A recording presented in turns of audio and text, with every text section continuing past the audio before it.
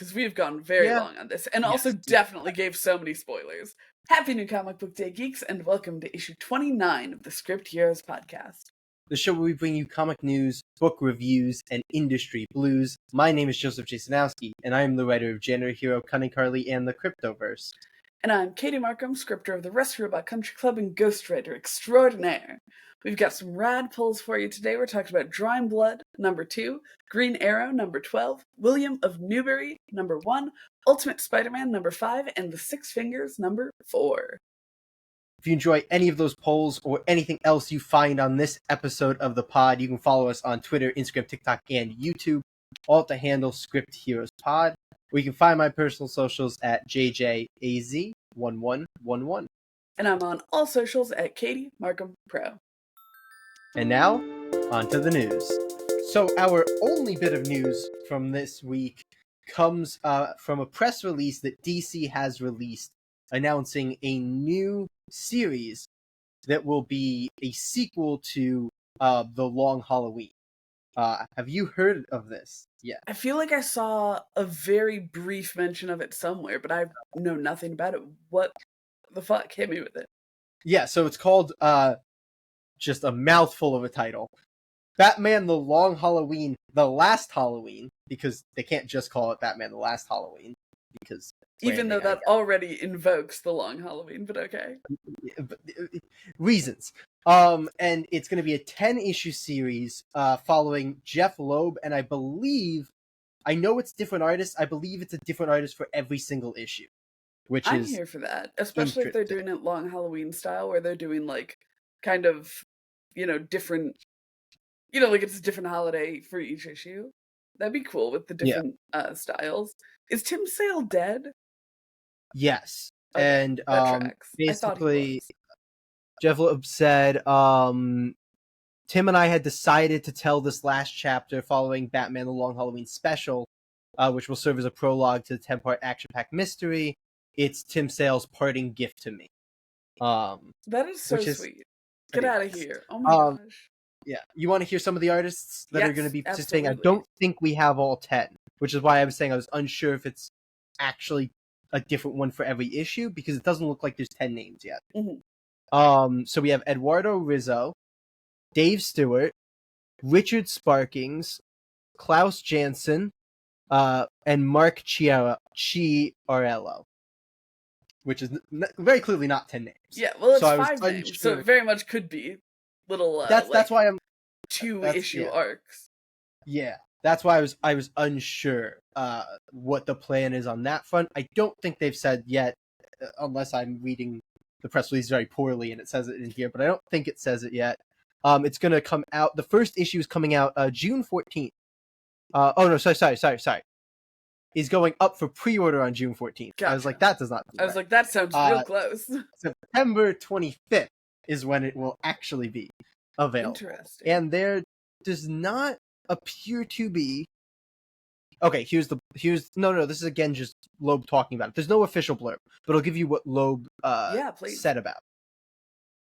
This story concludes the war between the Freaks and the crime families forever, as Batman, Robin, and DC's most infamous Bat villains face off against Holiday and secrets dating back to Batman the Long Halloween special. So yeah, no like official blurb that feels pretty general, just like him very strongly saying like this is the end. But there's no blurb or anything. It seems like this is probably still in the fairly early stages of its life, however you want to state it. But very interesting to see DC going back to, I'd say, one of their most popular, Batman stories. Do we know if it's going to be like canon divergent? Is it going to be? Do we know what like DC imprint it's under? Like, is it a Black Label? Is it part of Absolute? Nope. We got nothing on that front. Interesting. What I gave you is pretty much what's there. It's mostly Loeb quotes in the press release. Well, honestly, he's who I want to hear from. We're doing this. So. These artists are involved, and it's the final. They make a big point to many times, and we know that this means shit in the world of comics. Of course. But they make sure to many times mention that this is like the definitive end, the final act, the last part we had planned, the end of the story. A conclusion. Like, it's driven home a ton in this press release. So that's really the main takeaway I got. And there are a few covers. But of course that's not really something that I can easily show you right now. So yeah. Any recognizable artists on the covers, or do we not have that info? We don't have the info, and I'm not here to speculate wildly about which of these artists I think did each cover. So okay, fair enough. Yeah, not doing that. No, I gotcha. No, that's super cool. I mean, sounds like we'll be doing a long Halloween bonus episode, certainly. I love the long Halloween. My copy, literally, the cover has fallen off because it's one of those things where, like, you read it too many times and the cover falls off. Yeah. Yeah, I am super jazzed to hear this. Rip to Tim Sale, but I'm glad that Jeff Loeb is the mind behind it going forward. Yeah, that's super fun news. I'm very hype about this. And how do you feel about the different artists? Conceivably every 2 issues or every issue or however it's going to be handled. Do you prefer that over them going with like a full-on replacement artist here? Like, I would personally prefer a full-on replacement artist, but I think that I agree. I do like. I think that in a setup like this, if it's set up the way that the Long Halloween is, which from the description it sounds like it, since they're like uncovering ancient holidays or whatever. Yeah. I think that it is a much more forgiving format for like swapping artists around than if it was just like this is happening over the course of a week. Yeah. Let me ask you this question, because like this was one of those, iconic stories that I read at the very beginning of my, comic book journey, as you do. You read the iconics, I think, pretty early on usually. And so most of it has faded. Was it 10 issues? That feels like a weird DC number. I thought it was 12. I could be wrong. Like, that's what I thought. I thought DC usually does 12-issue things, and like I was like, I thought the Long Halloween was 12, but with them doing 10 here when they don't usually do 10 in, today's world, I was like, maybe they're trying to emulate it, and it was weirdly 10 for some reason? Or is that just a weird thing? I believe the Long Halloween is 12 issues. That's what I thought. Asking that has fully made me question myself. But then why are they doing 10? Like, it's a weird thing to get held up on. Like, there's no, like, that doesn't make it better or worse for any reason, but it's just like, if they were, like, going for an emulation, like, thing here. I mean, I think it's probably, they're probably not going for an emulation. I think that if they're doing anything to emulate, because I would think, from this limited amount of information that we have, that we would be tackling 5 holidays. And, these are in 5 different, like, distinct chunks. And so there's the little 2-issue combos with the 5 artists. And so I would hope that. Are you trying to count major holidays? Yes. Okay, so we've got new. Let's start with Halloween. We've got Halloween, Christmas, Halloween, and Easter. I feel like are the like given 3 to be involved in like a holiday thing. I feel like New Year's. The only reason it's a little close to Christmas. It's so close to Christmas. So if they're doing like a seasonal shift thing, that feels there's Thanksgiving not there, but that's not as well. If we want to go with Thanksgiving is like one of the ones that like I could take or leave. That's why I was saying like I felt like those were the guarantees, and then we can. I mean, I think 4th of July feels like a really big one because then you have your summer. You think 4th of July over New Year's and Thanksgiving though? If we're doing 5, I think if we're doing 5, I think 4th of July has to be in there as a summer holiday. So because like we don't really have much else over the summer. We lock in those 4. So then like you could say that it made sense to do 6 and go to 12 if you added in Thanksgiving, New Year's, but maybe they were like New Year's too close to Christmas. Fuck that shit. Maybe so. Pedantic thing to get with, but it's just like whenever DC hits me with a number that isn't 6 or 12 because they've ingrained that that's all they do into my mind. 3, they do 3 now too. That's a new thing. They do 3 now too. But whenever they hit a number that isn't 3, 6, or 12, I'm like, there has to be a reason. Like this. I think that it feels like a good sign to me that it's a non-standard number, because that feels like they were like, Mr. Loeb, go wild, make your outline, figure out what you want. Both wrong, and the original Long Halloween just was 10, and they're doing the same thing. That could be. That certainly could be. But that's why I wanted to ask you, because I was hoping that it'd be like fresher in your mind if it was 12. I was like, I feel like it was 12, but it has been so long since I've even looked at that book that I could be so wrong. Well, we'll figure it out. We'll do a bonus episode for Long Halloween in September before I would be so here for that. Yeah. I'm also gonna Google it as soon as we cut this segment. So of course. Here, you Google it now, and I will throw out, because we don't have a second. Google it now, sir. I'll throw out, since we don't have a second piece of news. We're coming down to, when this episode releases, just under 2 weeks to get your submissions in for the Museum of the Uncanny, the new anthology coming to us, not from Bad Neighbor Comics.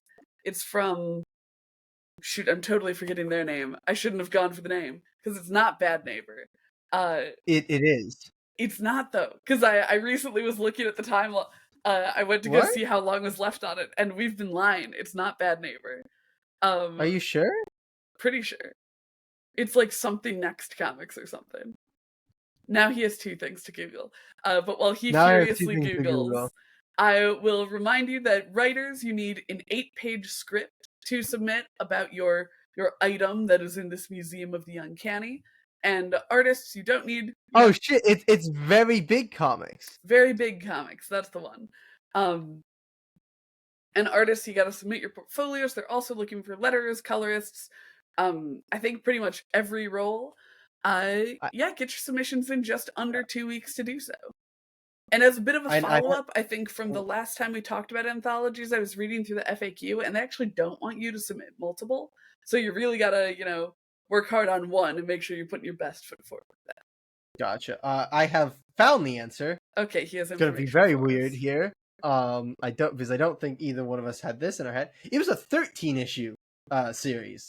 Interesting. See, that kind of makes sense, because in my mind I was like, I think that it went month by month. Like, I think that they had an issue for each month, and it would make sense if they doubled up on October, since it started with Halloween and then it ended with Halloween.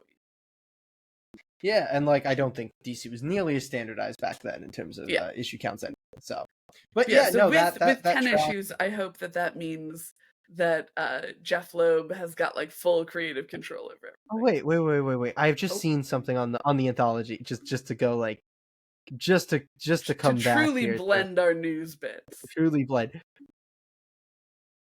I can't, because they don't say anything specifically here, but in all of the posts that Very Big Comics has made about this, on the image they have tagged Bad Neighbor Comics.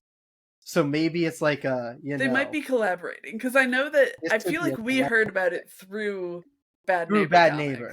Yeah, that seems correct. So I think it might be a joint thing here. Okay, cool.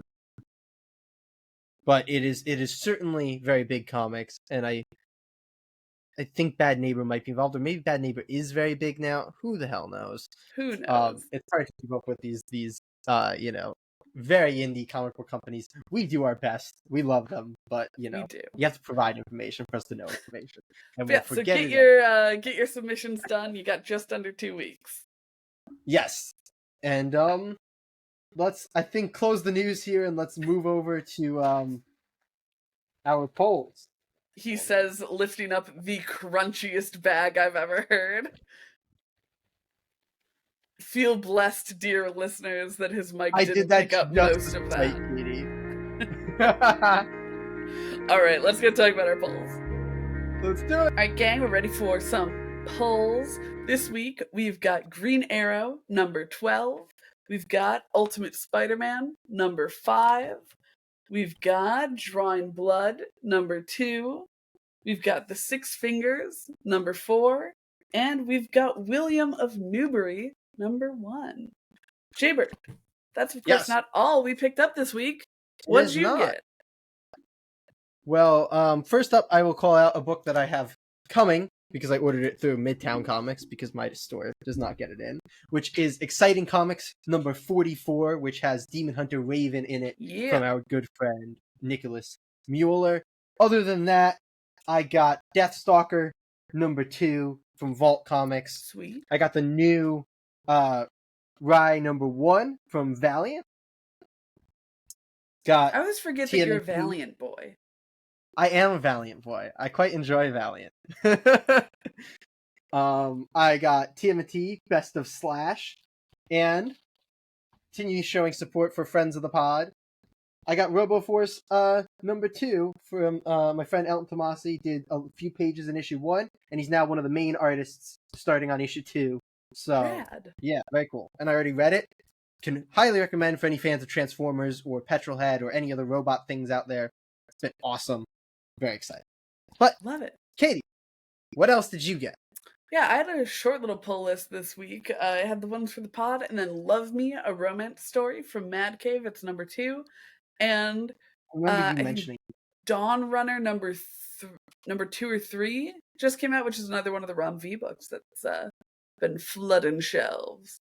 Yeah, I felt like, were we going to do that on the pod at some point, or did we do issue 1 on the pod? I pitched it to do on the pod, and I think it was a heavy week, and you picked something else. Gotcha. Because I was like, I saw issue 3 was coming out, and I was like, is this something we're supposed to be doing? I was like, we definitely didn't do issue 2. Did we do issue 1? I was like trying to go through my brain. We did and not. I was like, I don't know. Okay. Because I just saw it, and I was like, this feels like something that I know. So maybe I'm supposed to have this. Probably just for me bringing it up. Yeah. But do you have feelings about the order in which we will discuss our books this week? I know you like to keep publishers together. Do we have any of the same publishers, or is another all different? Well, no, Six Drawing Fingers Blood and Drawing Blood, yeah. Yes. So I'm gonna say maybe we do. I don't really care about whether Green Arrow or Ultimate goes first, so I'll let you pull that. But then I think we throw William right in the middle, and then I think we go Six Fingers, Drawing Blood. Though I know you might want to end with Six Fingers because. Yeah. Hell yeah. I mean, I was going to propose pretty much a completely different order, but I will happily go with your order. So let's start with Green Arrow, go into Spider-Man, then William of Newbury, then Drawing Blood, then the Six Fingers. Which means we are starting off with our boys over at DC Comics. Our boysies over at DC Comics with Green Arrow number 12.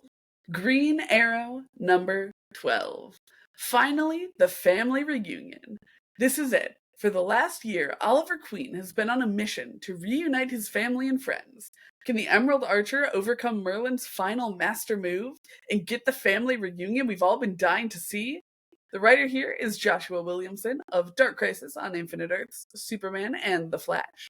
The artists are Sean Izaacki of Fantastic Four, Uncanny Avengers, and Champions. The penciler is Phil Hester of Green Hornet, Wonder Woman, and Swamp Thing. And the inker is Eric Gapster of Animosity, Evolution, Edge of Spider-Verse, and James Bond. The colorist is Romulo Fajardo Jr., and the letterer is Troy Peteri. Now, Jay, at the end of last issue, I think we had both kind of felt like it felt like it kind of cut off in the middle of the conclusion. Yeah. Or was that mostly just me? I think you had said like there were 2 cutoffs, whatever, like that it started. I had slightly disagreed with you, but agreed with the general idea. Yeah, the general thought was that it felt like the book had started to conclude the arc and then just stopped in the middle instead of like letting the conclusion be just the entirety of issue 12. How do you feel that issue 12 kind of picked up from that and moved into the like full conclusion? This is such an interesting issue to talk about, because let me start with saying, like, I love this creative team. Like, I think it's such a strong creative team to the point of, like, if you pinpoint any panel or page or whatever, it's like, this is just so well made and, like, so well done. But this issue does one of my least favorite things in comics, and particularly in modern comics, which is kind of yada-yadaing over the superheroing so that they can get to, like, the slice of life stuff. Right. And it's like you said, it feels like it picks up in the middle of the conclusion, which feels real rough, because most of this is like, we get this, you know, the blurb almost upsets me more, because I'd listen to this blurb and it's like, can he overcome the final master move and get the family reunion? It's like, no, the issue is he overcame the final master move and now we get the family reunion. Yes. And I was like, don't love that. And also, like, the opening of this issue is really weird, because I thought it was a flash to his first time on the island, but it wasn't. It was like a flash to when he went back to the island, which was just a little weird. And then you get the whiplash of going right back into the middle of this conclusion. And then the yada-yadaing that has to happen of, like, how he calls in the Arrow family with like the reversing of the shit thing. I'm like, how did you do that? You don't get to just gloss over that. Right? That makes no sense. And they explain it with it being Diggle tracing the like signal that Amanda Waller put on Ollie to transport him to Don't get me started on Diggle.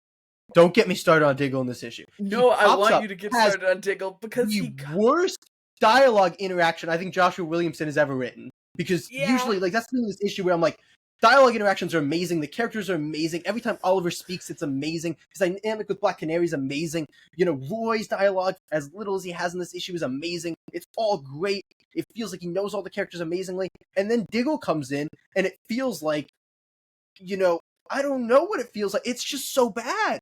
Like, they're like, ha! Hey, bro! Thanks for helping me, bro! I'll be back, bro! And then he's gone a page later, and I'm like...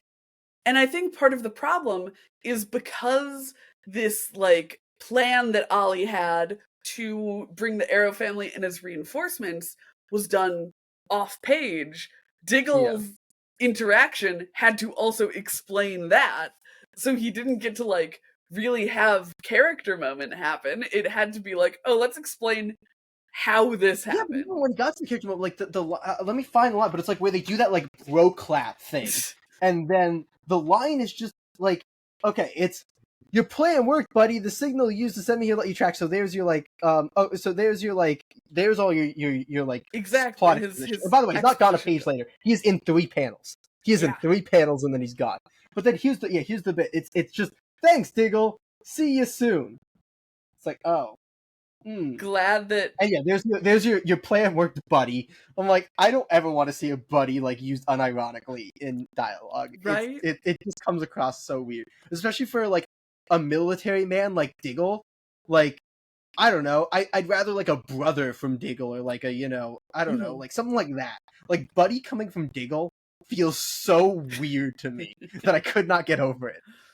That's the thing is that... Yeah, let me like, because that interaction bothered me so much that I went a little heated there. But let me pull back a little bit. I was going to finish a Diggle thing. Okay, yeah, finish the Diggle thing, and then I want to hit on my last like big criticism. Big gripe, yeah. What gets me is that Diggle was like the cliffhanger at the end of an issue. It was like a big reveal at the end of an issue that I think it was Connor, right? Connor saved Diggle or something. He like found Diggle, and he was like, "Need your help, man." And so it's like, okay, cool. Another member someone to be like a part of the Arrow family, rad. And then they go and have their little family time, and Diggle's not there, and it's like, okay, why was it such a big deal that we found Diggle? Diggle got to do nothing. What the fuck? Yeah, like I think it's better for him not to be part of the family time, but I wanted the juxtaposition of his character because like his setup and him in general, and this what made this episode good, is that with the way that this book is being written in like this very nice family, like it's not like the character, because John, you know, to give John Williamson, you know, big props, because Joshua again, Williamson. I love this creative team. Joshua Williamson, sorry. I love this creative team. Joshua Williamson is so good at character writing that despite the fact that all these characters kind of feel samey in the sense of like they're all big family love, like on the same page, he still does a great job with that dynamic and it still feels great. But introducing Diggle is the perfect opportunity to have this difference of somebody who's not like really in the family, and he's more of like a, you know, a little bit of an opposing force, and he's more of this like, you know, military, you know, ends, you know, justify the means a little bit, like just that little bit more of like a, I guess like, a little like harsher, almost Batman-y type, you know, like voice, like somebody who's just a little bit different perspective wise, you know, somebody who's a little bit, you know, different. And then he's kind of set up as that in the last issue, where you kind of see him clash with Connor a little bit. And it's like, I, you know, need to get out of it, whatever.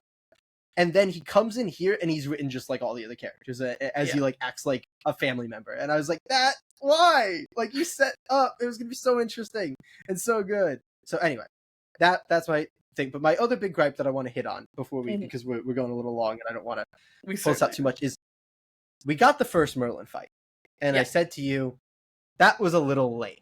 Like, the big payoff between the two greatest archers and these two arch enemies in DC Comics was a little lame. And then Arc 2 started building back to Merlin, and I was like, oh, okay, it's because it wasn't the big fight. and this is gonna be the big fight. And now I'm okay with it. And it was lamer. It was lamer. It was it's one literally arrow each of them crossed. shooting one arrow. Yeah. That was it the was entire so fight. lame. And I was like, and I would like to point out as well that, like you said at the top of this review, they get rid of so much of the superheroing to make room for this like kind of yada yada at the end. Yeah. We don't even get like fights with the hard light holograms. There's like one big splash. We get more of that than Merlin. Yeah. We get like a big splash of the Arrow family arriving and like a one page of them kicking ass. But then the fight's essentially over. I was so hyped with like the because they do a really wonderful thing that I was super hype on, which was you could see Dinah was like slowly walking forward. It had like the different pieces of her costume as Ollie is explaining how she's like going to be able to disrupt these holograms. And I feel like it was just so not cool the way that the rest of the family got to do things, because like I was so here for Dinah blowing away the holograms, like her vocal vibration disrupting the hologram vibration. But it just made the rest of the family feel so useless there. Like, why did you call in all of them, you know? No, I fully agree. And it's like a lot of it just makes me sit here and go, why did the opening happen? Like, why did we spend 5 pages on this like island flashback when if we had just dedicated those to the fight, this issue would probably feel a lot better. Yeah. Like, it's good. They're and good the little pages. family time at the end would have felt so much more earned. Yeah. Instead, it feels like, why is this taking up so much space in this issue when it's essentially just a feel-good moment with a phenomenal interaction between Dinah and Ollie? Like, to be fair, wouldn't want that gone for anything. It's so ridiculously good. But it's like you said, it feels a little unearned when we just went through the fight scene like, okay, yep, that's gone, bye, done. And like the thing is, I get why they have it there, because this is the culmination of, like the blurb said, a full year of this comic running. And the start of it is like, we have to get our family back together. And then they sort of do, but they're missing Roy. And now finally they have everyone back together. So like, I'm not mad about there being like 8 pages of feel-good family at the end of it, because that's what the arc was building to. It's that specifically the last 2 issues were paced in such a way that it ended up feeling like, I don't want to watch them play volleyball. I want to watch them fight supervillains. You know? Was it more than 8? Did you count it earlier? Because, no, it's exactly 8. I went with my vibes. It depends. If you count the Diggle page, it's 8. If you don't count the Diggle page, it's 7. Okay, cool. But yeah, it just, all in all, it felt like it could have been a very cool conclusion to this series, but they kind of ruined it with the first, I think, starting last issue with pushing back the conclusion. And then inserting like 5 random pages that don't really Are we ready to give numbered ratings? Because we've gone very long on this, and also definitely gave so many spoilers. We're very bad at that when it comes to Green Arrow. I didn't feel bad about giving spoilers on this one, because everything's solved in the first like 10 pages. It felt, I don't know, man. If you were disappointed because you don't get to see the one arrow shot from both Merlin and Oliver before you figure out who wins the fight, like, I don't feel bad spoiling that. I'm sorry. No, for sure. But let's give it a numbered rating. Yes. Again, I love this creative team, and I love this creative team on Green Arrow. So it's such a tough thing, and I don't think they're bad. I don't think any like individual portion of this issue is bad. I just think they made some really bad choices. You know. So I'm gonna land on a 6 out of 10. Especially because the art's just so goddamn good. It's so goddamn good. I want you to know we are fully twinning here. I was also giving it a 6 out of 10. It was so close to being a good conclusion, and then it totally fumbled. Which is a bummer. But I'm definitely like, listen, I'm still hyped for a new arc. Maybe a little bit less because Absolute Power has to tie in, and I'm always a little bit worried about individual series and they have to tie in. And we finally finished dealing with all the Dark Crisis stuff with this.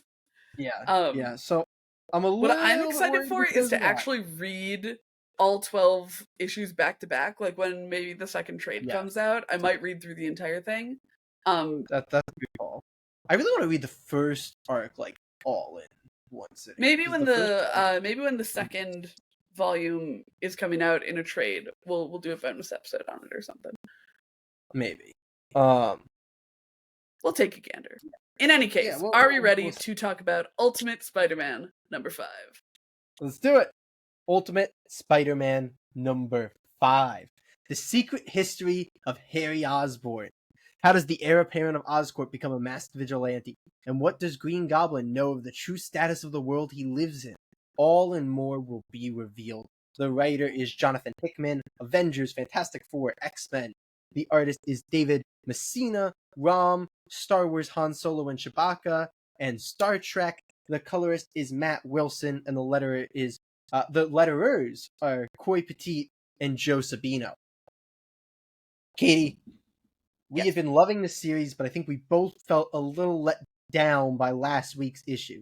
This issue now really shifts focus to a full Green Goblin, history of how he got to where we currently are in the story. How'd you feel about that? I was so mad about it. I'm not gonna lie. Like, I'm gonna say devoid of the actual, quality of the content, I was so mad about it because I was so enjoying all of the stuff that we were getting with Spider-Man, and the complaint we've had every single time we've had a complaint about this book has been, okay, but we need a little more, superhero-ing, we need a little more Spider-Man-ing in our Spider-Man book. Every time we've had a complaint about this book, I want to point out. You said it at the start, too. On issue 1. No, I disagreed with that on issue 1. I agreed with you last week. Okay. But I did not agree with you. That's why I wanted to point that out, because I did not agree the time before when you said it. Fair enough. But this, I understand that Harry is obviously very important to the plot of what's happening with the ultimate things going on. Because we learn in this issue that he, was given Stark Industries by Kingpin when his father died and when the whole, Tony Stark blew up New York or whatever thing happened. I think he blew up a couple buildings. It was it felt very 9/11-y, not gonna lie. And I loved the idea that Harry built his Green Goblin suit using Iron Man tech. I thought that was super, super rad. And I really liked a lot of the parts of this. I liked the story that was happening, but it felt like a one-shot tie-in instead of part of, here's our Spider-Man story that's happening. Because I really, really liked everything with Peter, and it hits me with one of those feelings where it's like, okay, I want to watch. I want to watch my Spider-Man comic right now, and instead, we're getting this background info. And if you listen to last week's Creator Corner, we talked about when is it good to give information that the main character doesn't have, and how you can pull that off with a villain, which we'll talk about it. Harry might skew towards eventually. He seems to be on that kind of tightrope between. I'm getting more of the vibe that I would have agreed more before this issue. After reading this issue, I'm getting more of the vibe that he's gonna be more of a anti-hero that ends up going full hero, if that makes sense. That feels for sure. Yeah. And we had disagreed a little bit where I was like, no, I think that you can pull off giving information without the heroes knowing it really well. And it cheapens the reveal a bit, so I like to wait until the heroes learn it. Yeah. And I think where I come more into line with you is when we're getting plot information. The Iron Man stuff was kind of a reveal, but all of the world context around that felt so unnecessary to what Peter's story is right now. And I'm I like it. It's well done. But can we get back to the main plot? I'm gonna disagree with so much of what you just said. I support you in doing so. I knew that I had a bit of a wild take. And maybe this is why I'm not as opposed to this happening right now as you are. Is I picked this up, I saw issue 5, and I had a mental crisis of how the hell are we on issue 5? I feel like we just read issue 1. This doesn't happen to me with a lot of books that we're reading, Ultimate Spider-Man is one where I was like, I feel like we just picked up issue 1. So I guess I felt very okay with jumping to the side because I feel like we just started this series. The thing is, like, I don't know, to me, instead of like thinking of it as like a one-shot, because it very much could be a one-shot parallel, like in my mind, it was like a bottle episode of television, you know, like when they're like, oh, we'll go to a different location with a different character, and we won't use the main character this episode. And my feeling about that kind of stuff, and I think I said it in last month's pod about Ultimate Spider-Man, is I don't mind stuff like that when it's done well. And last month I said it wasn't done well. This month I think it was done so ridiculously well. Like, I love this issue. I thought this was phenomenal. Like, it has a great opening that, I don't know if you did the same thing, but I was like, we're in the present. And then I was like, we are not in the present. It go boom. I mean, it's specifically, the very first words on the page is months ago. You know, but I get where you're coming from. I also did not know how long ago the explosion was, so, you know, that's, you know, maybe me. In any case. Things enough. But in any case, so I really like the opening, and then Kingpin was introduced, and I was like, I really like this Kingpin. So well. And then the Kingpin interaction with Harry was so ridiculously good. And then we just kept getting all this stuff with Harry that I was really enjoying. I was loving his like characterization and him interacting with all these different characters. I really liked getting more about the world and what was going on, because I felt like from not reading the Ultimate, you know, like the Ultimate Universe books, because the Ultimates is the Avengers. I can't remember what the name of it, like before any of the series came out, there was just an Ultimate book that came out or whatever the hell it was. And I didn't read that. So I felt like I was getting a lot of the information on how the world actually worked here, which was very nice. I thought the ending of the issue was, I'm trying to remember what it was now because I did not write that down. But yeah. Oh yeah. Well, I would be careful with the ending of the issue.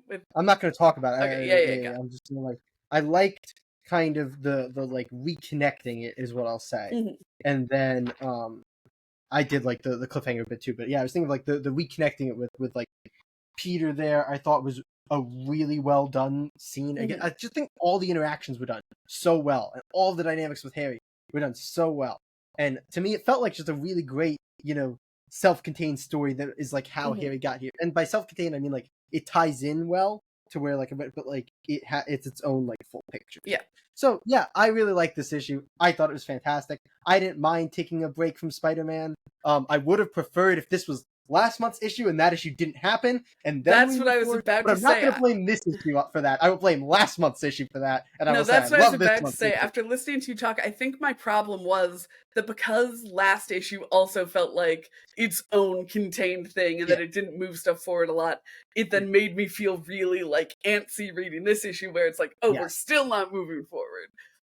So I think at the top of my ramble, I said regardless of the quality of what was happening in it, and it is really high quality. It was the decision to make it happen after last month, and I think that it could have been a really cool issue 5 as well, like almost the end of the arc issue, if we had gotten more last week.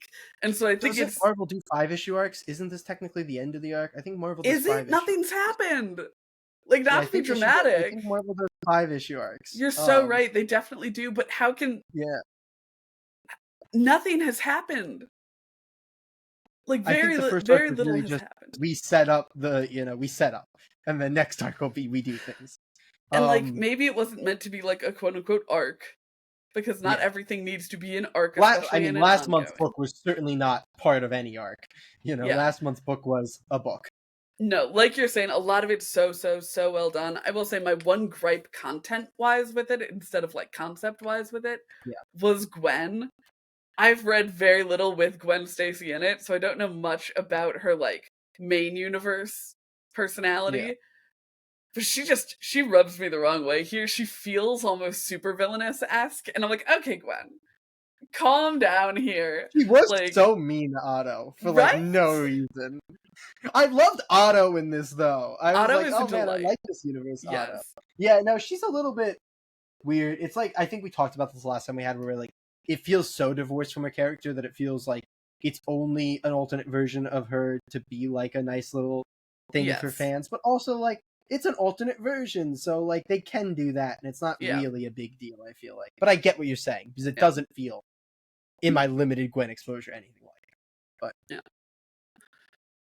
But are we ready to throw numbered ratings? Yeah, on? I think you slapped the first one on this one. I do slap the first one on. I am going to give this issue, I think I'm going to give it a 7.5 out of 10. Because the problem for me is where it fits into the puzzle piece as a whole, but as an individual issue, it is very good. Okay, I'm going to be, I think as can be expected from our rambles, much higher than you on this. I give this a 9 out of 10. I really love this issue. I loved the characterization of Harry. I'm actually like, maybe what things I feel like I'm more interested in this universe's Harry than I am in this universe's Peter.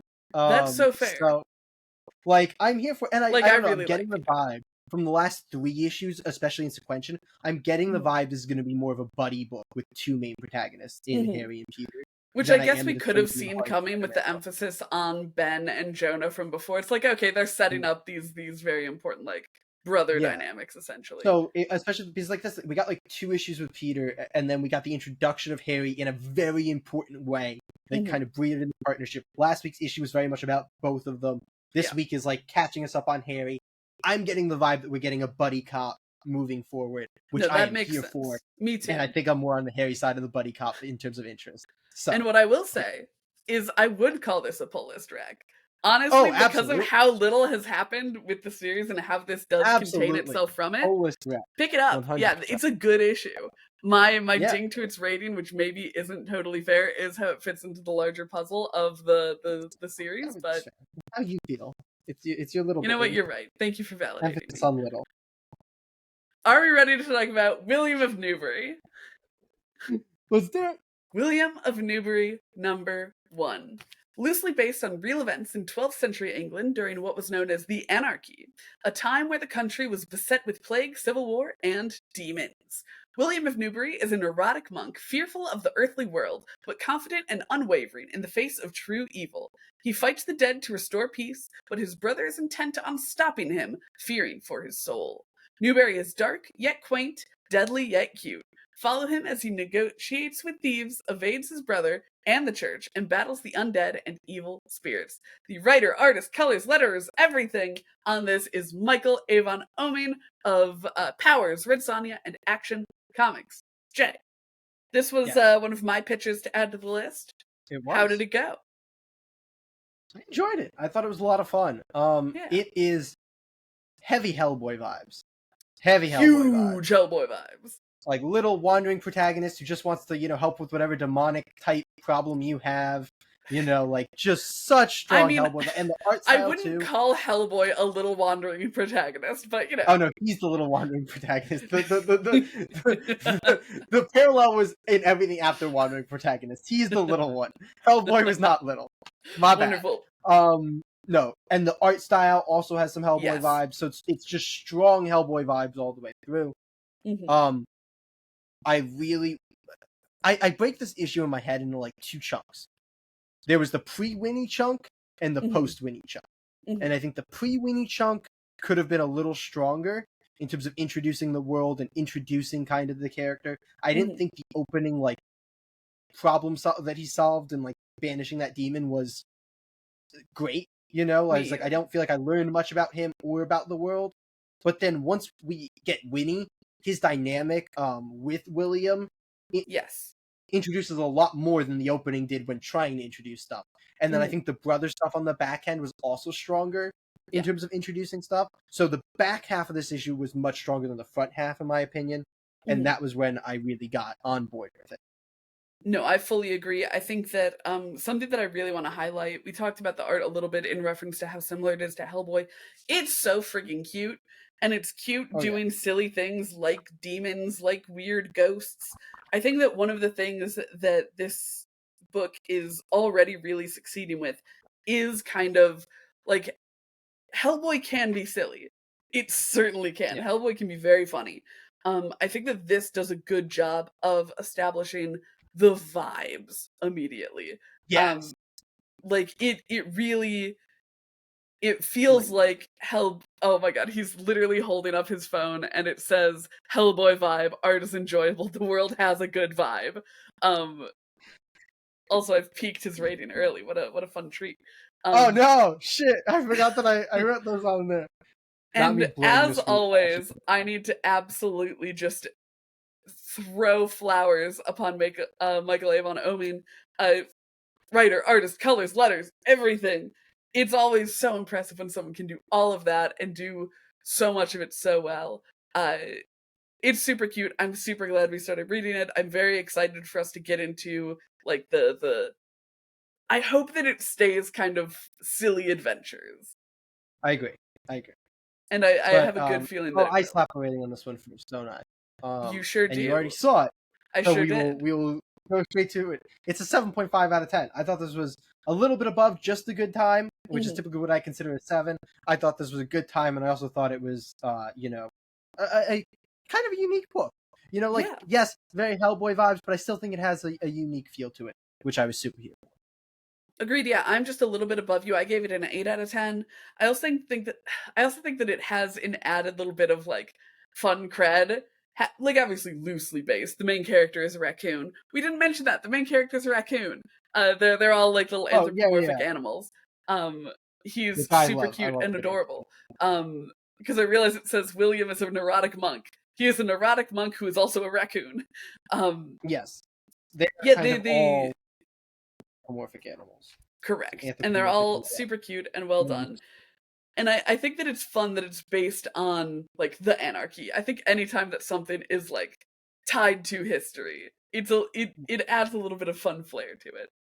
So yeah, 8 out of 10. I would definitely call this a pull list track. I think that it's going to be the start of a really, really fun series. Yeah, check it out for sure. Right. But do we want to move into Drawing Blood number 2? See. Drawing Blood number 2. The saga of Shane Bookman continues. The one-time mega successful comic book creator, fallen on hard times, finds those times getting even harder. With his back to the wall, Book fends off mobsters, stars in a documentary, falls in love, sells his soul, and it's only the second issue. The writers on this book are Kevin Eastman and David Avallone. The artists are Kevin Eastman, Ben Bishop, and Troy Little. The colorist is Brittany Peer, and the letterer is Taylor Esposito. Took a lot to get all those out. Did a lot of names, and I was trying to go fast, and it was a mistake. It was a mistake. I have professed my love for the entire first arc of Drawing Blood, as it was out on Kickstarter before. I've read these issues. I reread issue 2, obviously, for this week. But this is your first experience going into this issue. It sure is. This one is one of my favorites out of the 4. So I'm interested to hear how you felt about issue 2. I'm very excited knowing what I have planned for the creator corner, because I feel like we're going to be able to harken back to both this and another book that we talked about earlier with the subject matter I have. But I'm gonna deflect now that I've said that, so you don't know what part of it I'm gonna want to talk about. This book is very good. Like just to start off, I did feel a little disoriented right at the very start because it's not the most it's not the most like after a month picking up first page because it's kind of in the middle of a very tense interaction, but I was right back into it so quickly. One thing that I really love is how they're able to move between spaces so quickly in this. Like, is it oversized? Like, is it 32 Maybe pages? Slightly, but not. I don't think that much. I don't think it's 32. not that much, but it does feel like they get so much into there. And I guess they do have some back matter, so the actual content of it might just be like 24 pages. 15, 17. He 19, says, counting out loud. 22. 22? Yeah. In those 22 issues, you get so much movement, you get so much happening. At times, it felt a little overwhelming, I will say. Like, there was maybe a little too much going on inside. But all of the emotions are so strong in this, and I think that that's one of the like truly high points of it. When you have a book... I need to hold up my phone again with my note that says emotion really comes through. we love having similar takeaways. But yeah, with the oh no, my train of thought. Oh, what did you do? Oh, it's fine. with a shut up. book like this, where so much of it is based on how you feel about the main character, having a main character who is both likable and interesting is a really fine balance to weave. And I think that we get a good balance with books here where he does a lot of stuff that makes him interesting and could make him unlikable, but he's balanced out really well. I think, especially from that first issue, with so much good faith in him as a character. Like, he's not someone that you want to root against. And I Yeah. think that's really impressive with a lot of the stuff that happens to him and because of him. That you're still very much on the side of like, shit, I hope things work out for this guy. Yeah. No, I fully agree with you on that. So much of it is tied to, I think, how you feel about books, because everything revolves around him, and the other most interesting characters, in my opinion, are the figments of his imagination that are these cats, because I love them every time they pop up. They pop up in a restaurant in this issue. It's great. It's like you said, they pack so much in, but I never feel like it becomes too much. I feel like the pacing feels great. Yes.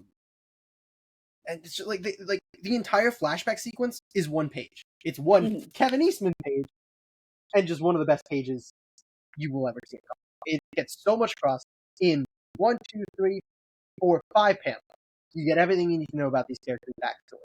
Like, that is so well done to do something that quickly. And then you have Ben Bishop art throughout a lot of it, which is fantastic. When you go to the Troy Little artwork, it's also fantastic. Like, it's just so well made all the way through. I feel like this issue is, in my opinion, I know you like issue 1 a ton. I like 1 a ton, but not as much as I love the rest of the series. I feel like this is where it really catches its stride, because we really start to see like the business and like his, the rag dolls, like, that kind of business side, also the Broadway, play side, and, the mobsters. And I feel like it all coming together is really when this book finds its balance. There's a page where he like is on the phone with his brother, and then the phone like turns into the head of his deceased friend. Yeah. I'm like, it's just so good. It just makes you feel things. And it is very good. That's what I love. Like, this issue makes me feel a lot, which I feel like should be the goal. So I'm very excited about it, but that's going to be me too. I will say, I think the one thing that makes it feel like just that step over where it's like, oh no, too much is happening, is the introduction of the documentary crew. There's these like 2 people who are being a documentary crew trying to keep or make a doc about books. And I feel like that's when it's like a little too much, because otherwise you have all of these things happening pretty much all at the same time. Like, this is all happening in one day or whatever, but it's pretty well segmented, so you can like buy into the certain places, and that those things are probably going to start really crossing over with each other, or like be revealed to already have been crossing over. But it's for issue 2, it was like, with them bridging those gaps, it was just like a little too much going on at one time. I was going to say, I felt like they were the bridges of those gaps, which is what helps it kind of piece through. But, you are welcome to your own opinion on that. I will toss it to you for the first rating. Yeah, I did prefer issue 1 to this one. I think it was a really, really strong issue 1, and I miss the man whose name I don't remember, but the guy who's already dead. Or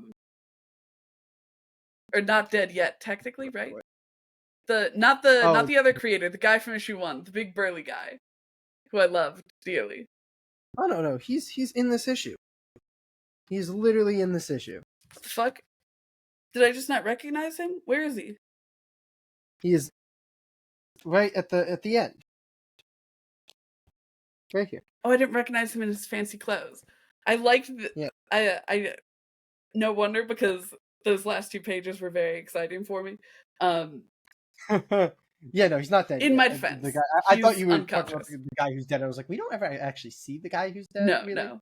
I was like, that's a weird thing to be missing, but okay. Yeah. So yes, timeline-wise, he is not dead yet.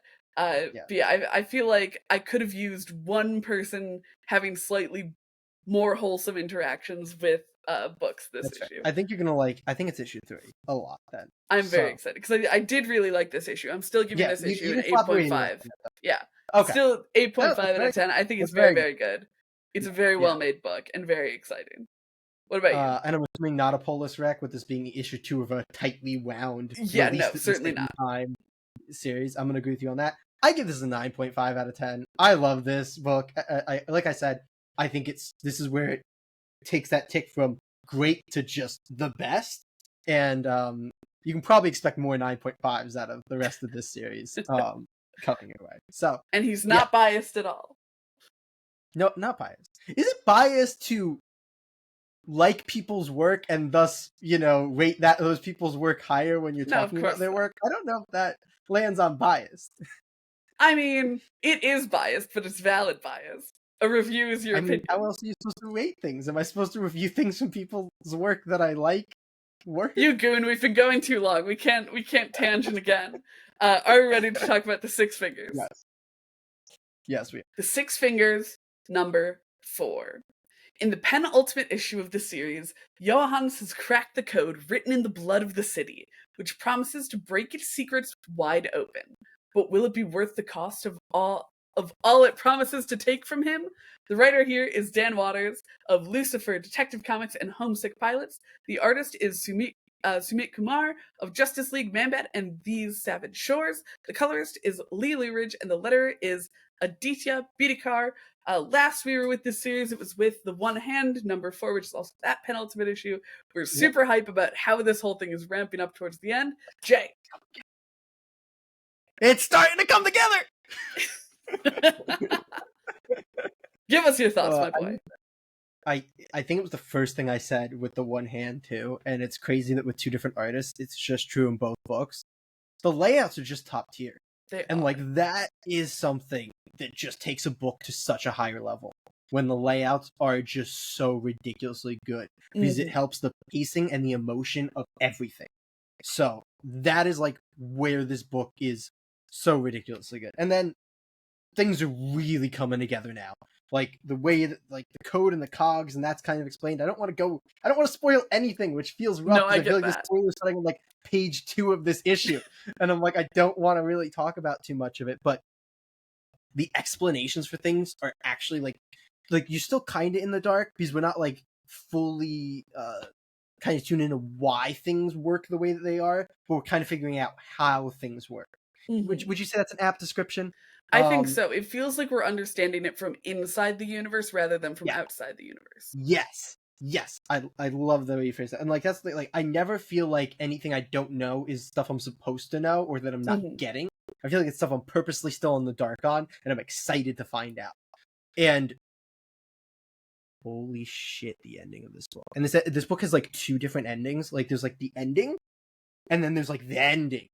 And the ending is really good. And then the ending is really good.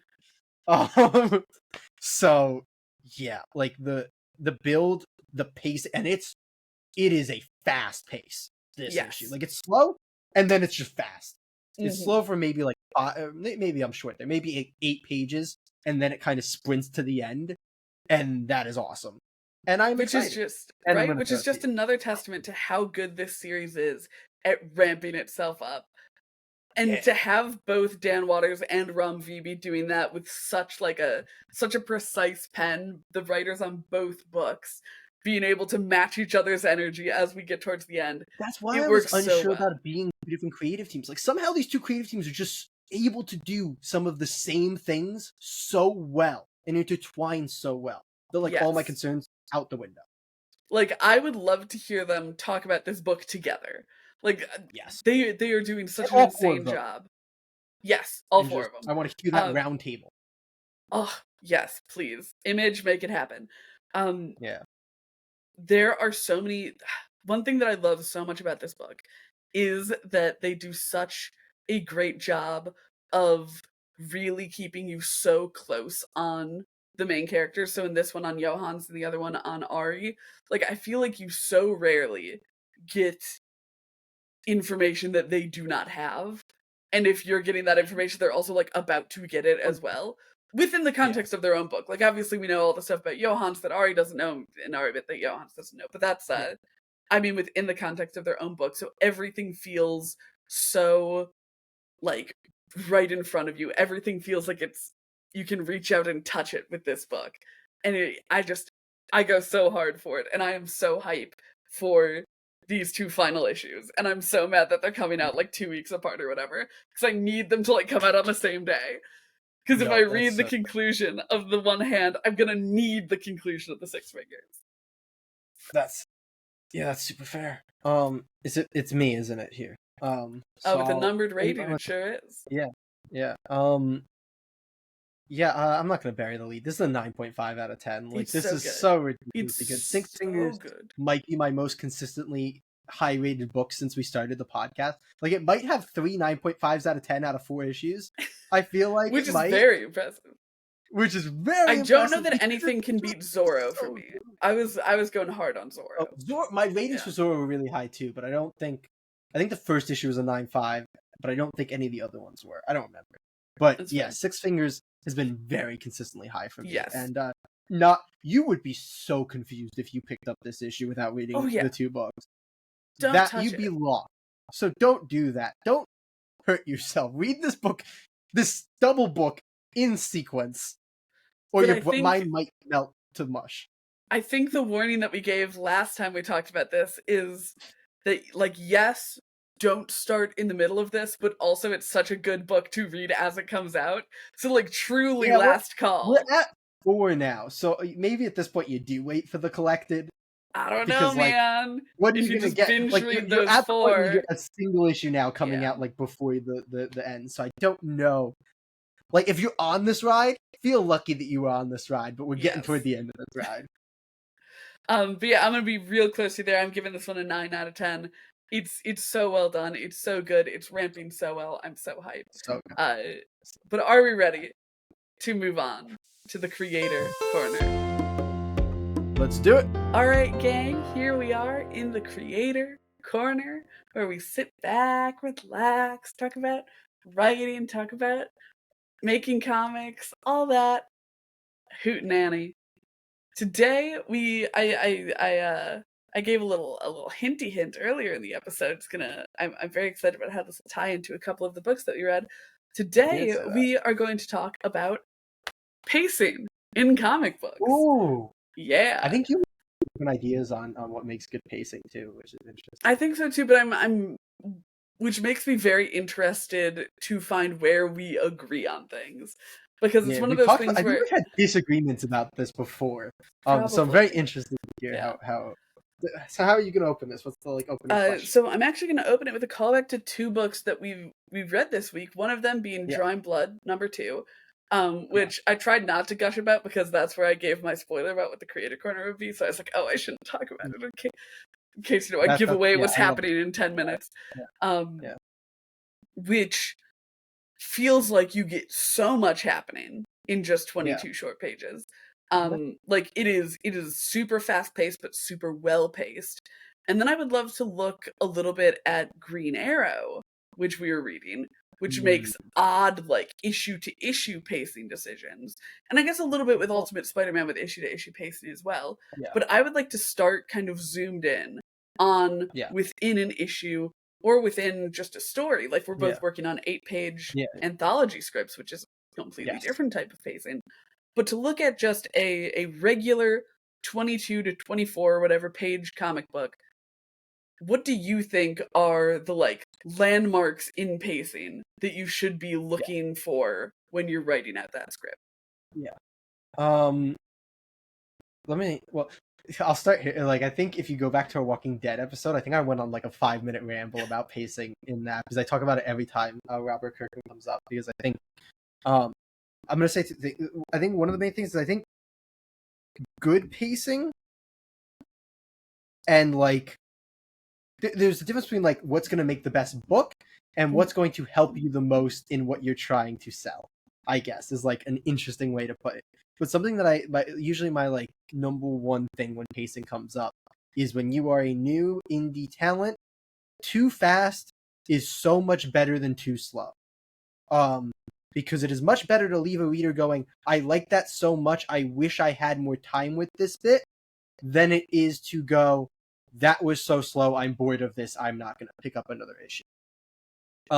And Definitely. also, you have a finite space to get out as many ideas as you can. And I think it's better to shoot every bullet or every idea that you have, and then, get more and have to figure out how you're going to, do more than it is to, I think we're actually talking about this about a book that we're working on together, actually, than it is to not fire all of your bullets because we're going to fire this bullet in, arc 3 or whatever, and then never get arc 3. So, and in general, I also just like fast pacing better than slow pacing if we're talking about the extremes. I think there's a happy middle point that is the actual I do want to cut in on what you're saying real quick say it's definitely better to have your book be too fast than too slow, but that doesn't mean that your book needs to be fast or your book is going to be better if it's fast. Like there are certain books that really benefit from that. As someone who's not the biggest fan of the Walking Dead TV show, but really liked what I read of the comics, I know it. Come for me, whatever. You're a fan of both, whatever. I literally didn't say a damn word. It doesn't matter. You don't have to say anything. I think one of the problems that I would have with the show is when it felt like we were kind of hanging on too long. And one of the comments that I made when we were reading the comic was, holy shit, we moved through stuff so quickly. Stuff that would take, 3 episodes in the TV show is over in a single issue of the comic, which is that case of it's better to be too fast than too slow. But also, there certainly is a medium in there where, like, would I have wanted more from, is it Newbury? Which is also the name of the William book that we just started. Is that the one in Walking Dead? Yeah, the one town, yeah, I think so. Yeah. The, like, one issue town, yeah. Yeah. Would I have enjoyed more than one night in Newbury? Maybe. Probably. Yeah.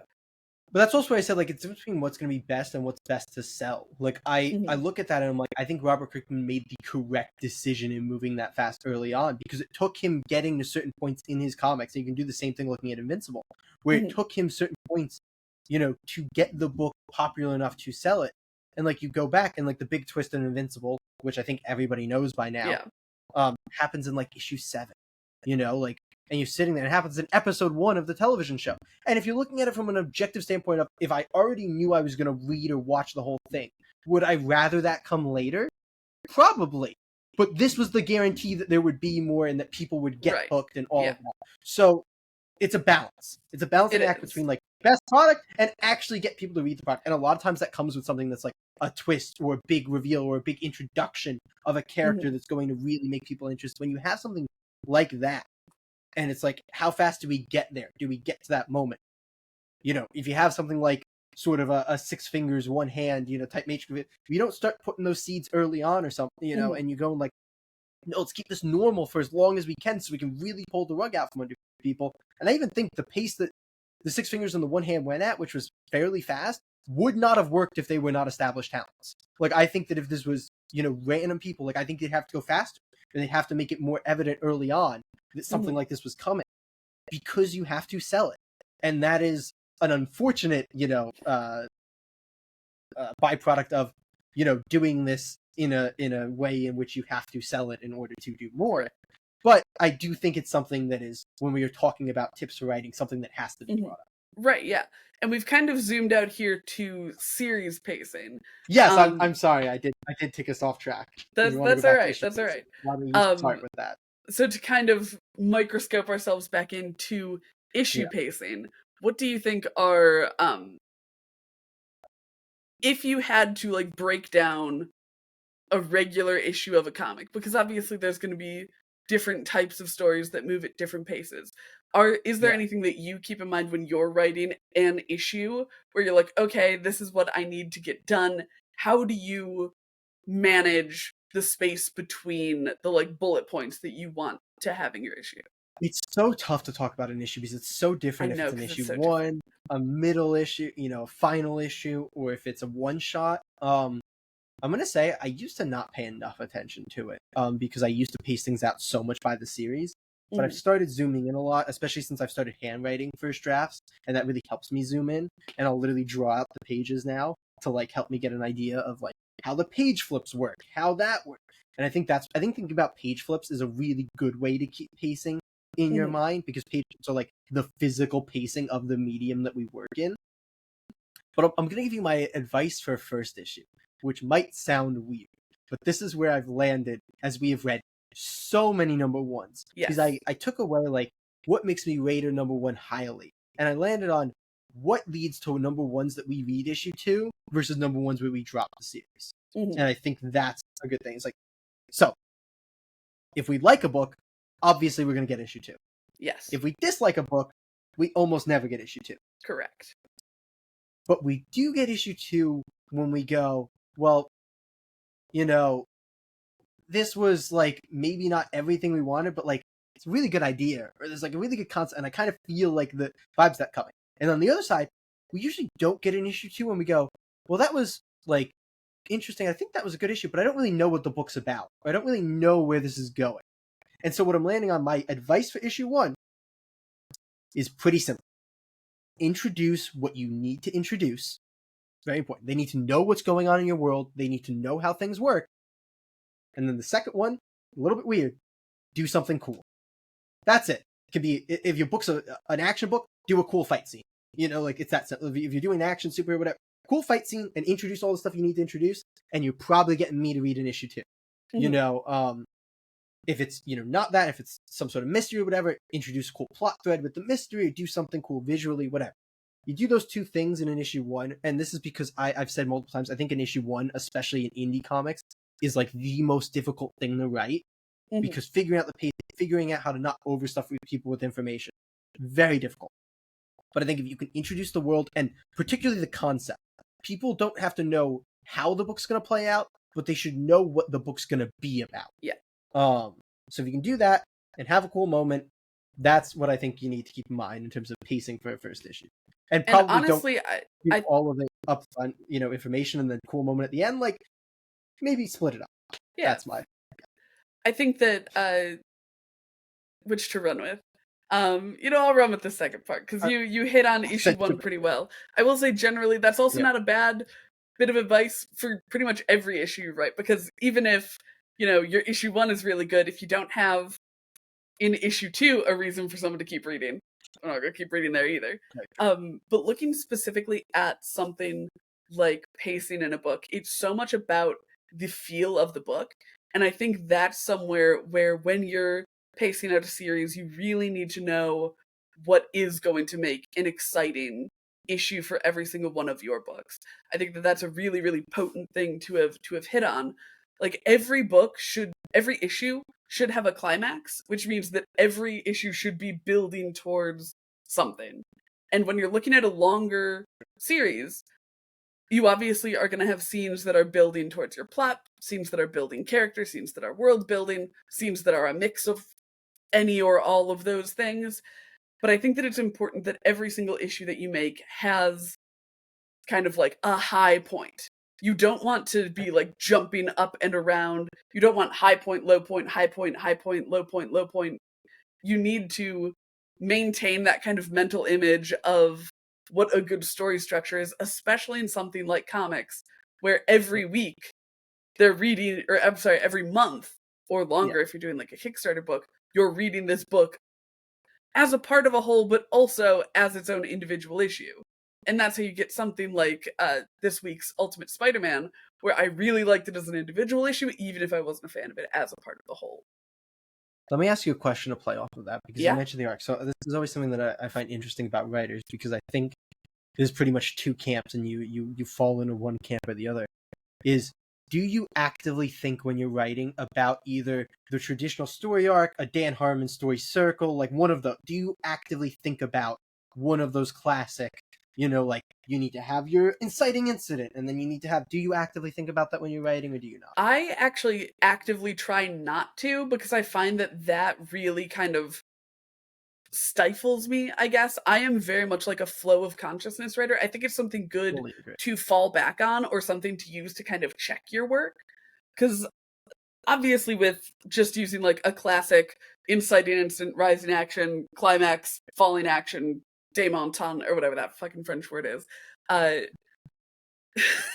Leave me alone. I didn't say anything. You didn't, but you smiled. Listeners, he smiled. How dare he? Uh,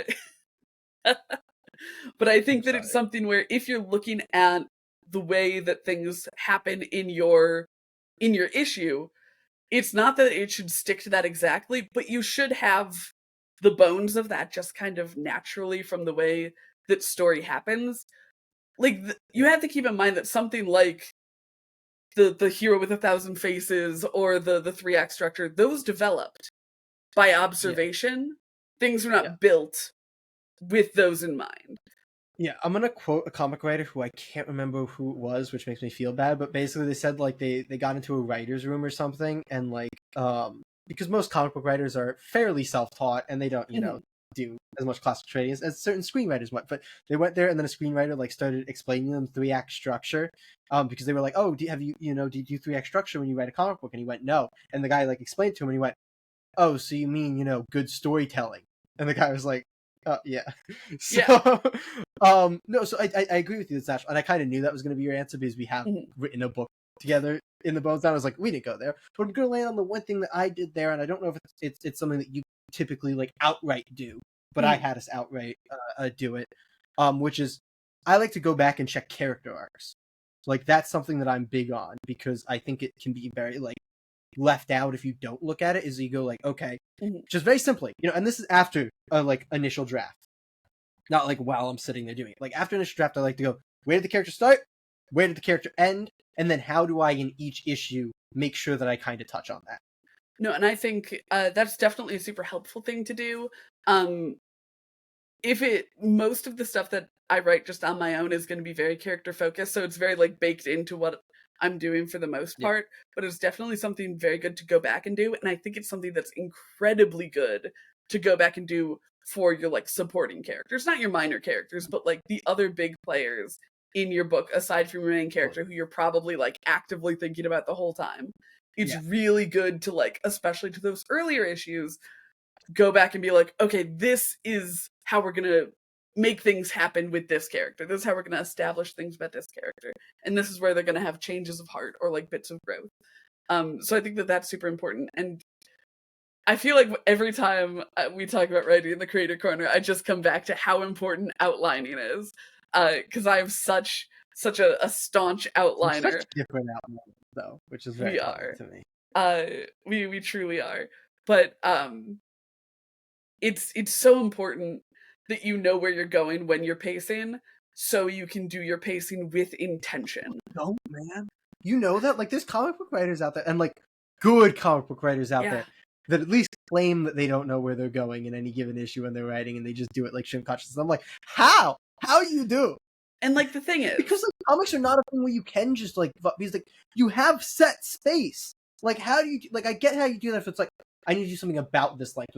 Comic books are so like exact of like I'm doing 22 pages, so it has to. I don't know how you stream of consciousness that without an outline. But I think it comes down to the fact of like you were saying with it's just good storytelling to follow certain things, so you can do it very naturally.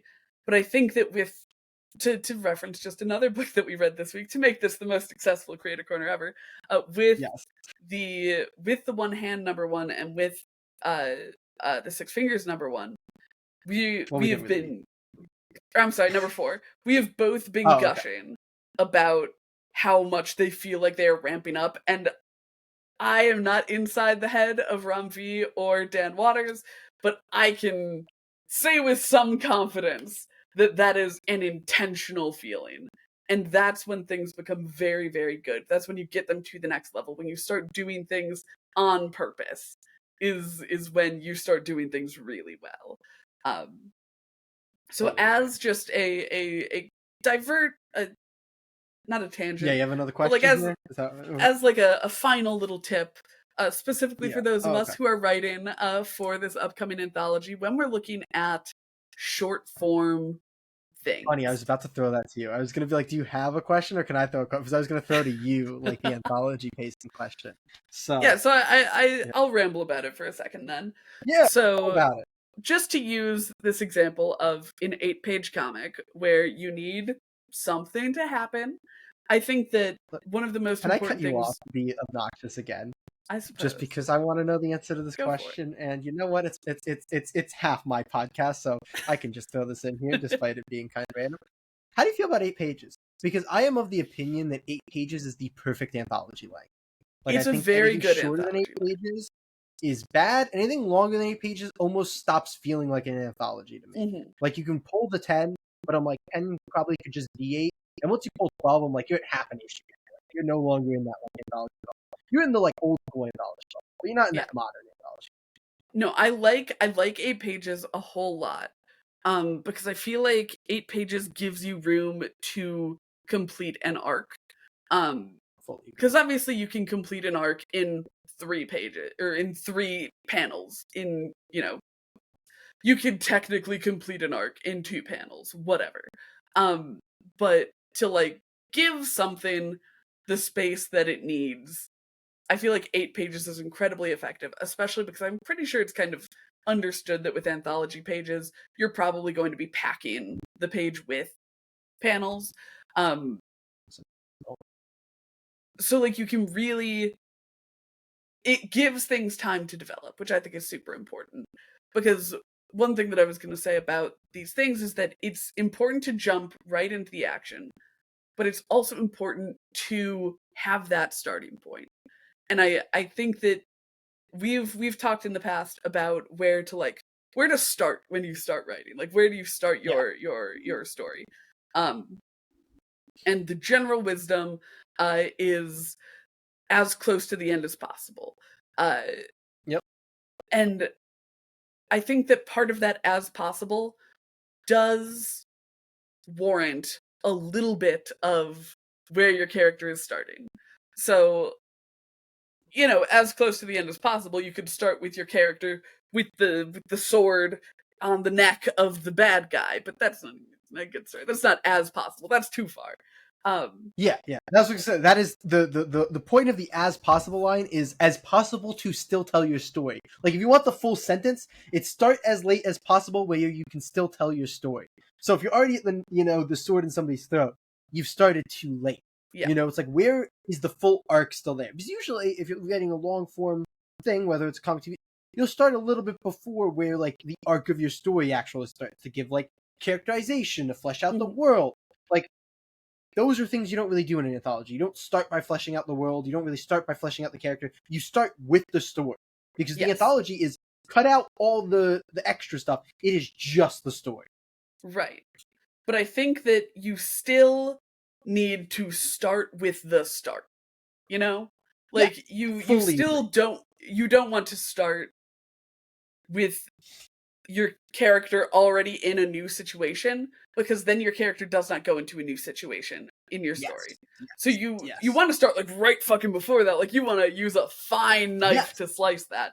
But with an anthology, I think that's really important, because then in terms of pacing it, you're very quickly seeing your character in a new situation where they have to react or respond to whatever this new situation is.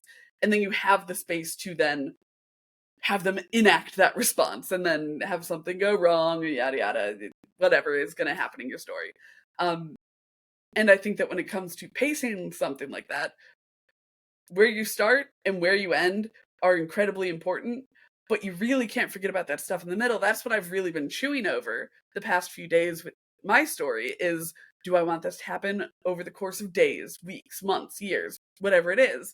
And that is such an important decision to make, because obviously the shorter the time span of your comic, probably the faster the pace. Whereas you look at something like Lord of the fucking Rings, where what did it take? Like, I think it's like years to walk to Mordor, technically. Yeah. In the books. Isn't that like the common Lord of the Rings, like, joking criticism of it's just 2 hours of people walking, Yeah. But it's like fucking 3 years of people walking and doing very important things. I'll fight people who try to diss Lord of the Rings. Well, that's why I said that's like the generic, like, funny. It's like the Michael Bay's just explosions, the Zack Snyder's just slow mo, the whatever, those common criticisms. But it's really important with, I think, an anthology, because I was initially like, okay, my character is going to have this very major thing happen to her. And then when I was writing out my outline, I'm like, oh, I don't think that's going to work out, because that requires like a lot of external time to happen for that thing to happen to her. So I'm like, no, you know what? We're gonna go smaller scale, because that's also a good way to speed up your pacing. So going as small scale as possible in a short amount of time is gonna probably help you get that really quick pace going. And with only 8 pages, that's probably what you're looking to do.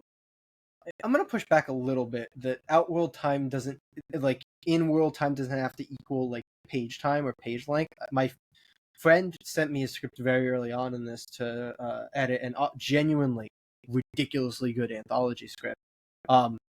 Took place over hundreds of years. Fantastic. I don't think that, in-world time is always going to one-to-one translate to kind of pacing or anything like that. But Not I always, do but I think keep in mind. Yeah. Because you can very much, like, a lot of anthologies will do something where, like, okay, each page will switch the seasons, or we'll do, a month passing, or like a year passing, whatever, the show, something like that. So, what I'd say is, like, something more like, in an anthology, you probably need steady pacing more, or like steady time passage more, in the sense of, like, outside of, like, you could do like last page 100 years later to show like things being better, or maybe that's dramatic, but like you could do a big jump maybe at the end, like show how things change. But in general, I think in an anthology you're not going to want to do a time jump, whereas you might do that in a normal issue or book, where you're like, okay, 3 months later this issue starts, or 2 months later this happens. In an anthology, I think you're either going to want to be consistently, like, every page flip is going to progress a month or whatever, which is something I'm considering for my book, is having like every page flip be like a week later,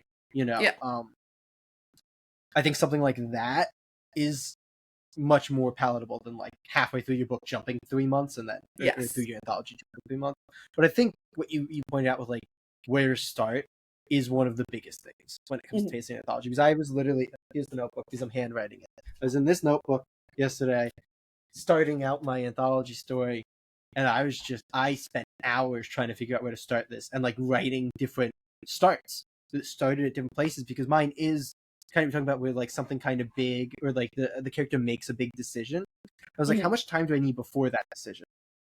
Because I played around with the idea of literally starting with the decision. I was like, that doesn't quite work. And then I played out going like, okay, let's start like a little bit before, and then have him go into the situation where he makes the decision. I'm like, that's too early. And I finally landed on like, and I wish I could talk more directly about this, but it's not something that's happening yet, so I'm not going to. But I landed on him being like in the moment where he makes the decision, but starting, well before the decision, with like the full train of thought with his friend, and then bounce off of each other. And that was where I landed with being, in my mind, the perfect starting point. But I think you're right with like that razor thin chopping point, and I'm gonna land somewhere else. And because this is why I'm drudging this back up when we've already hit on it, is I think the biggest thing is where to start, and then I think it's where to end. Because I think there's similar problems with where to end, where people are like, I want my whole celebration, or I want my whole after, or I want all of this. Like, sometimes you can end your anthology with the sword going into the chest. Sometimes you can end your anthology with the monster popping out before they even eat the person. Why am I going with like death and horror? Because that's the end of anthologies a lot of the time. Or you can go with the twist where they figure out they had the wrong idea the whole time, and they're actually all going to die without actually showing. Like, you can end pretty early. You don't have to, but you can. But I think finding that end point just as important as finding that starting point, and I think those are the two big things that are going to build out your pace. Find the start, find the end, pace it out in an even, because I mentioned that, the like pretty even time wise, and I think you'll land on the proper pacing for your story. Yeah, no, I want to just double down, because that's such a good observation. Is with anthology storytelling, that even pacing is such a good like rule, essentially.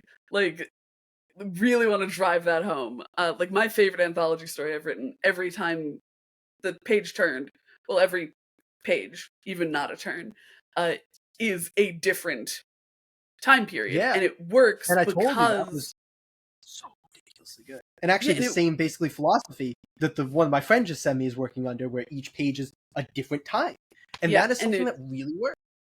It works because it's even. It's going at the same pace. It would not work if you spent a page and a half doing something, or 2 pages doing something, and then 1 page doing something else, and then 3 pages. It would not work. But even pacing is so important for short form storytelling. And I know that we're going long already, but I must blow this back out to longer form storytelling. I think this is good advice. What do we I think so too. really know? I also feel bad because I feel like we keep doing tangents that aren't specifically pacing related. So to get our money's worth on talking about specifically pacing, even pacing, very good for short form. When we're looking at longer form, that change in pacing is so important because it lets you convey these different emotions. Because it's not true for long form at all. Uneven pacing is fantastic for issue to issue storytelling, and for graphic novel storytelling, and for anything longer. But in an anthology, it's just whiplash. Because I mean, even if you look at something to again make this the most connected episode ever, if you look at something like The Long Halloween, where each issue is literally a different month with a different holiday happening, it works because it's supposed to feel like kind of anthologized, because it's all these individual stories that then build up to, you know, the big story. But that's because it's a very intentionally done bit of pacing. Like, that is on purpose and it with purpose. Whereas, you know, if you were to do that just willy-nilly, and it's like, okay, this month they're on this adventure, and it gives them a clue. Time has passed, and now they're on this part of the adventure. It's like, okay, what happened in that time in between? And you don't always need that time in between, but that also means you don't need so much time to have passed, you know? Yes, fully agree. To hit on a series that we love, but something that we talked about, that 3-month jump in The Displaced. The Displaced, was a little weird. Because it didn't really feel like it was there to ramp up, or I guess it was there to ramp up, but it felt a little oddly placed in that sense. So I agree with you. Like, it's not something willy-nilly, it's something purposeful when you're going to do time passage, and it should, I think time passage is very often going to reflect in pace. Because if you're moving forward, you know, 3 months, and then you do a really slow scene, I think people are going to be more upset. And you can play with that. Look at Young Justice Season 2. Maybe that's something more people have seen since it's a TV show. Instead of like huge jump forward, pretty slow pace for the first couple episodes. Pissed people off. Very bad initial reaction. But then as things started to reveal and ramp up, it was clear that there was purpose, there was reason, they were trying to lull you into this false sense of security, and then retroactively, very beloved by people. So there's purposes. But you got to keep in mind, Young Justice was bought for a full second season. Yeah. Someone's if you not necessarily comic book, you're getting canceled. When people react to the first 4 episodes or first 4 issues that poorly, you are getting canceled. But so it's about knowing your time too. But the point I was pointing out there is, like, if you do a big giant time jump and then you go slow, people are gonna be mad. So unless you got a reason, not gonna go well. You do a big time jump, but then you move quickly, and people are figuring out why you made the time jump. It's gonna go bad. Yes. So yeah, that's my final thought. Unless you have another question. No, I think that's gonna take us to the end of this poorly paced creator corner. If you want to look at bad pacing, just watch especially our post back issue review podcast episodes, and they are very shittily paced. So they are, but you know, that's not a comic book, that's a podcast.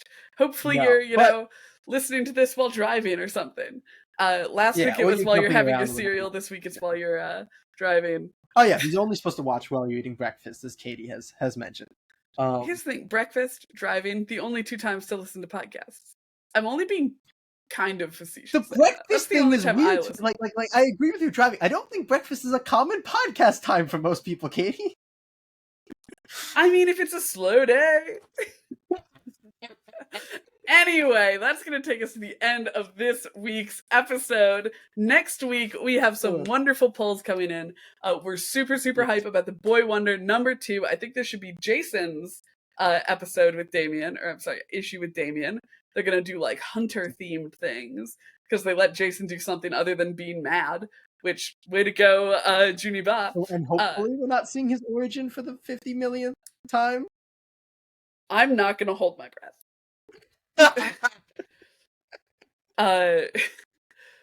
We're also going to be trying out 3 number ones. Not all of them are new number ones, though.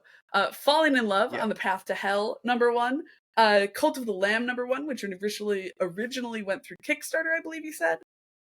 Recently, it hasn't. The books haven't. Well, the digital copies have come out, but the physical copies have not come from the Kickstarter yet. But yes, it was originally a Kickstarter that made crazy bank. I think I told you that they had a joke in there about like when they reached $666,666, they would add sex into the campaign, because who thinks they would reach $750,000 or $2/3 They did. Absurd. And you love to see it's based on the game, which I have not played. Have you played? I have not played, but I've watched a lot of people play, and I quite enjoy the game. So I will be a fresh little baby coming into this, and you can guide me through. Cult it's not a things. lore-heavy game, which is what makes it very funny that it's getting a comic. And our final new number 1 for next week is going to be The Mammoth number 1 from Mad Cave. Yes. Excited for that as well. But if you can't wait until next Wednesday for more Script Heroes goodness, we are once again doing a Strange Saturday Super Show this coming Saturday. And for this episode, we are going to be reading Madman Volume 1 by Mike Allred. Okay. I know nothing about this. It's a book that has been on my to read list for so long. It's a very weird book about So do you know literally, have you never even seen this? I don't think I might remember once you start talking, but okay, so it's about Frankenstein, who's this guy who comes back to life in a Frankenstein-like way and gets these weird kind of powers and abilities, and then he kind of goes through his life with big existential questions and dread and stuff about whether he's alive and all that. It's weird, but it seems very cool from what I've seen of it. And who did you say the creator was? Mike Allred. Is he the one who did Walking Dead art after Tony Moore? No. Or is that a different Allred? Yeah. Too many Allreds. Too many Allreds. Too many Allreds. I think that's an Allred, isn't it? Now I'm looking it up. It's Tony S. Daniel and then... It's not Tony S. Daniel, it's Tony Moore. Tony Moore, god damn it. Why am I... You've broken me fried. Now. I am fried. Charlie Adlard. It's Adlard. Oh, Adlard Allred. Same thing. Well, no, I'm very excited to dive into this adventure together. I haven't heard of it. It's a pretty popular indie book that went for maybe I'll recognize it once I grab a copy. Yeah, are you familiar with the TV show Freakazoid? Not really. It's basically I don't recognize it at all. Yeah, okay. Sorry. He's got a lightning bolt on his chest. Not a lightning bolt, an exclamation point on his chest. I don't think so. I tried. In any case, that's going to take us to the end of our episode this week. As always, we will see you next week. Comic Geeks.